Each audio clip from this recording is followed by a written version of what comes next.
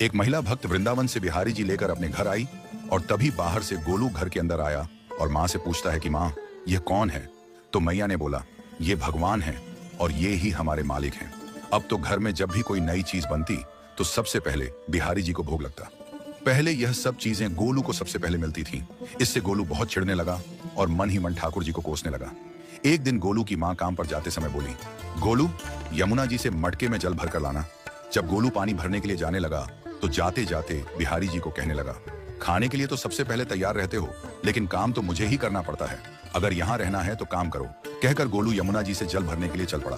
गोलू जब यमुना जी में जल भरने लगा तो उसने देखा कि यमुना जी के अंदर बिहारी जी विराजमान। नहीं नहीं, मैं अपने आप भर लूंगा। लेकिन ठाकुर जी ने उसके हाथ से घड़ा ले लिया और भरकर घर ले आए। गोलू घर आकर डर रहा था कि अगर माँ को पता लगा कि मैंने ठाकुर जी से काम करवाया है तो आज मेरी पक्की पिटाई होगी।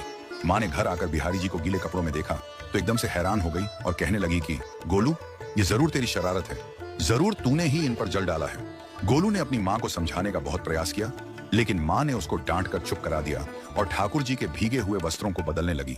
अगले दिन जब माँ ने गोलू को अनाज पिसवाने का काम दिया तो बिहारी जी फिर अनाज का कनस्तर ले आए और माँ को ठाकुर जी के वस्त्रों के ऊपर सूखा आटा पड़ा मिला। तो माँ ने फिर गोलू को डांटा कि तुझे पता नहीं कि ये हमारे भगवान हैं और तू भगवान के साथ शरारत करता है। आज तूने फिर इनके ऊपर आटा फेंका है। तो गोलू शपथ लेकर कहने लगा, नहीं माँ, मैंने कोई शरारत नहीं करी है। ये तो मेरे हाथ से गेहूं का कनस्तर लेकर खुद पिसवा कर आए हैं। गोलू की माँ आज बहुत गुस्सा हुई। अगले दिन फिर माँ बोली, बेटा गोलू, आज तुम्हारे बाबा बाहर गांव से वापस लौट आएंगे। बस आज का ही काम है, तुम जंगल से थोड़ी लकड़ियां ले आना। गोलू फिर डर गया, कहीं ठाकुर जी फिर मेरे पीछे ना आ जाएं। गोलू ने माँ को बोला कि मैं चला तो जाऊंगा, लेकिन बिहारी जी को समझा लो, वो मेरे पीछे ना आई। उसकी माँ हंसकर बोली, हाँ हाँ समझा दूंगी, तुम जाओ तो सही। गोलू जल्दी जल्दी लकड़ियां लेने जंगल में चला गया और माँ काम पर चली गई। लेकिन उस दिन माँ काम से जल्दी वापस आ गई और देखा बिहारी जी अपनी चौकी पर विराजमान नहीं है। वह तो एकदम से घबरा गई कि कहीं गोलू की शरारत तो नहीं। वह भागी भागी जंगल की तरफ गई।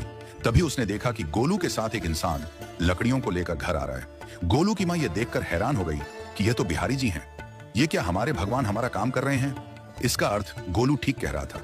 वह जल्दी जल्दी भागकर ठाकुर जी के पास गई और लकड़ियां उनके हाथ से लेते हुए उनके चरणों में गिरकर रोती हुई बोली, हे बिहारी जी, ये आप क्या कर रहे हो? मुंह गरीब का काम क्यों कर रहे हो? ठाकुर जी मुस्कुराते हुए बोले, हमें तो तेरे बेटे पर बहुत प्यार आता है।